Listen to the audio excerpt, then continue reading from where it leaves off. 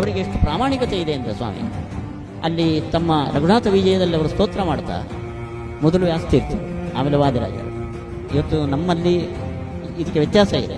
ಆದರೆ ಇವರು ಪ್ರಾಮಾಣಿಕವಾಗಿ ಮೊದಲು ವ್ಯಾಸತೀರ್ಥರನ್ನು ನಮಸ್ಕಾರ ಮಾಡಿ ಆಮೇಲೆ ವಾದಿರಾಜರನ್ನು ನಮಸ್ಕಾರ ಮಾಡಿ ಈ ಪರಂಪರೆ ಅನ್ನೋ ಪ್ರಾಮಾಣಿಕತೆ ಇದೆ. ನಮ್ಮದು ಅಂತ ಅನ್ನೋ ಹುಚ್ಚುತನ ದುರಭಿಮಾನ ಇಲ್ಲ.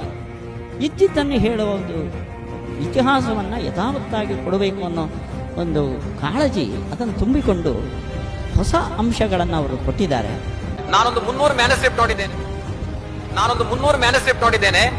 ಮಧ್ವ ಗುರುಭ್ಯೋ ನಮಃ, ಭಾವಿ ಸಮೀರ, ವಾದಿರಾಜ ಗುರುಭ್ಯೋ ನಮಃ ಅಂತ ಇದೇ ಪದ್ಧತಿಯಲ್ಲಿ ಉಡುಪಿಯಲ್ಲಿ ಎಲ್ಲಾ ತಾಳೆಗರಿಗಳಲ್ಲಿ ಈ ಪದ್ಧತಿ ಬಂದಿದೆ.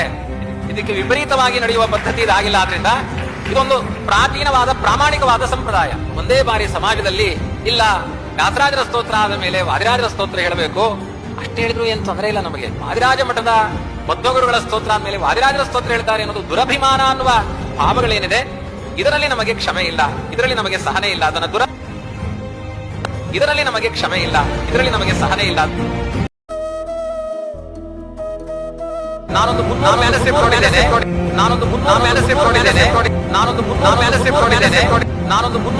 ನೋಡಿದ್ದೇನೆ.